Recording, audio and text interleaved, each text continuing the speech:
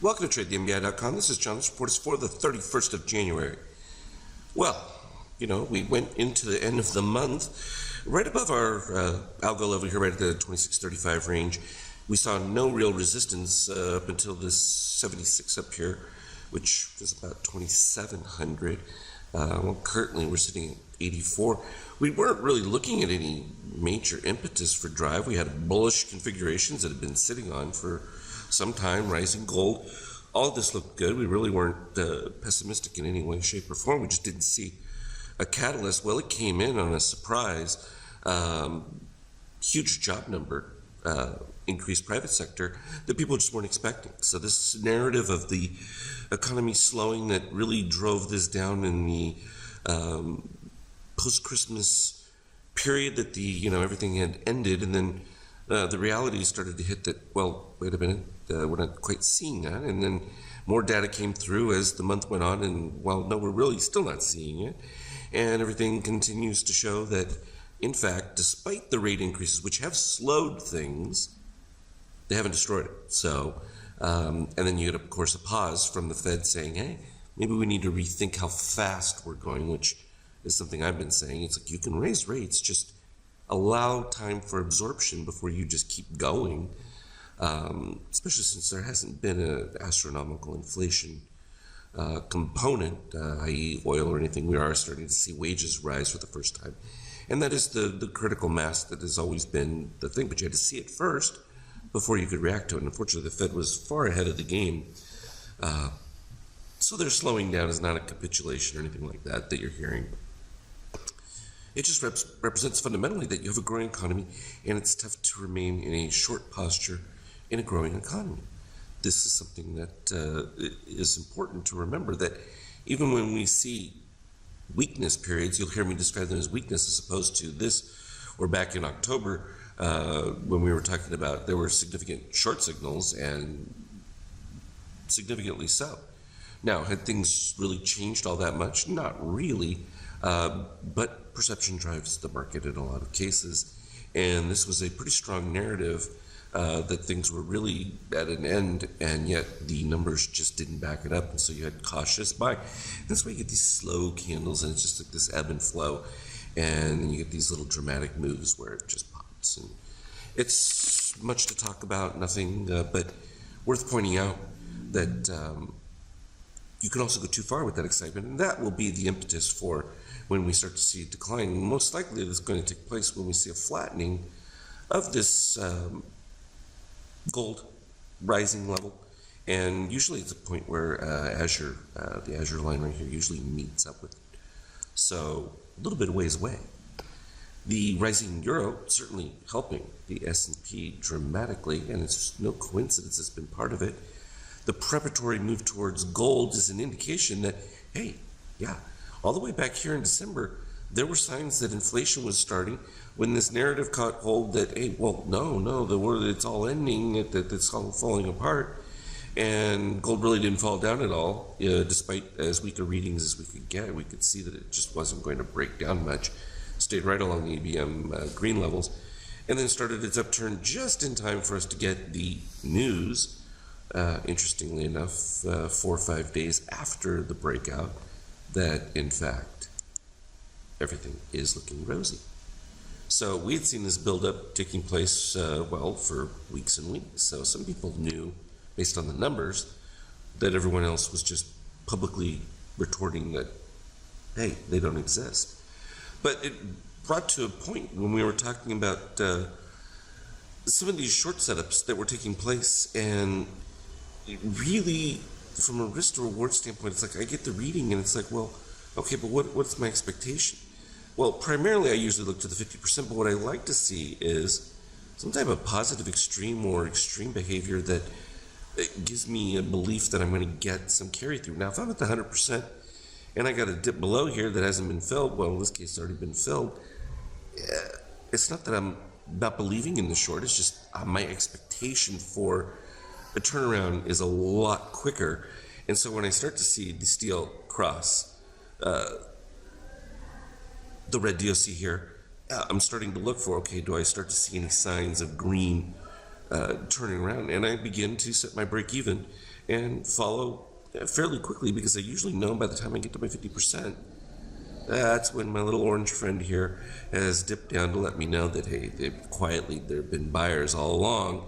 And right here, you saw when I crossed over with steel down at 48, turnaround. I didn't even need the orange coming underneath, which happens then at 50. And yes, we bounce back and forth, but it begins the run upward. Likewise scenario. I've seen this run up. I'm getting a short signal, well, roughly corresponding to exactly where the ABM, I mean not the ABM, but the positive extreme was. So do I have a high expectation for a big return? Again, no. So what am I looking for? All right, well, I'm following my steel situation one more time. Does the exact same thing, but this time it kind of gets soft on me. So it's like, okay, well, it buys the time. By the time it flips, right about here, it's already eclipsed everything. So complete stop out turnaround point within one bar, and that'll happen. So this one didn't give as much warning as the previous one. I just knew that once I had the crossover, hey, I got to be careful to protect the position. It's not one of those where I tend to leave it. Now from that point, whoa, we end up with all positive extremes going. So we know we've got a high instance where you're going to get a bit more of a probability return. Does it always happen within that first wave? No. When this first wave came through and we kind of settled here, made another one, really you're looking for this most recent one to fill its retrace. It did that. Not really a problem. It was clean DOC spread. It just happens a little late, and with this high above the zero line, jumping on it a little early can be, I think, catastrophic in the sense that you just end up getting this, where you have these long periods of just back and forth. Now those can break down, but in this particular case, you didn't really get any indication that there was a breakdown as much as just a slow rounding bottom that eventually your yellow crossed magenta, you had your proper spread, it still stayed flat for a while. But at this point, the yellow stayed above the magenta throughout the whole time. And then boom, you make it back up to your full high. That doesn't mean that those other positive extremes aren't going to retrace. The expectation, in my view, when I was talking about this one was just to retrace back to the 75 algo that we already had listed, and that's exactly where it stopped and supported right off of. So it's not a coincidence when we see these things repeat. The 2666 was one we had from before as well. Kind of blew through that one pretty quick, but we produced a lot of positive extremes right around that area as well, right through here before it broke out above it. So you get a lot of the same activity at the same spots. So here we currently are. Now we have the one at 87. We just slightly went above it. Now anytime you get above these mid 85 ranges, the expectation is that you're going to really push towards that 2700 again. But likewise, like I've said before, we're right around that 96. If there is any impetus towards wanting to short the activity, that's about where we'll see it. If it doesn't exist there, then usually you blow right through it, and it usually takes you into the mid-20s of the next level, so that would be in the 2720 range. So that's the guideline to go off of as it is. I'll be sending out indicators sometime during the market time, so you can look for those. I'll be doing some last-minute ads. I'll be adding the Dealcon Paint 2, which I'm the one that you've been seeing me work on with the 50K.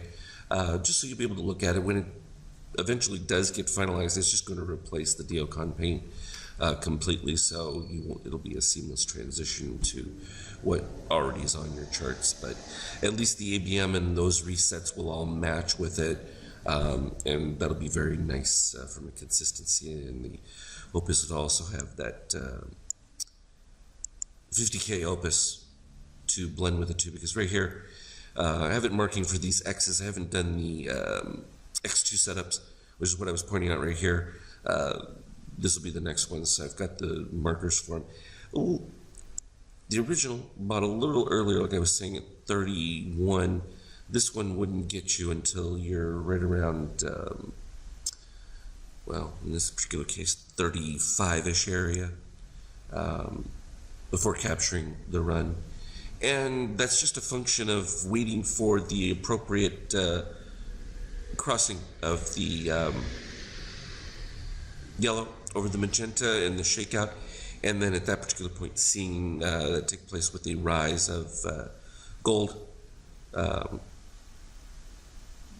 within the rising ABM, DOC readings, where you have a breakout of the red DOC and a continual rise through consolidation, and that's usually what creates a build.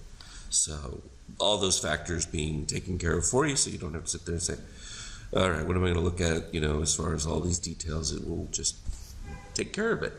And then color the paint bar and reset. Now the ABM actually resets even later into the configuration, all the way over here, closer to the 53. They're all still good, but this one tends to end up with more losses when you have a consolidation that breaks down. The X2s don't tend to have that problem.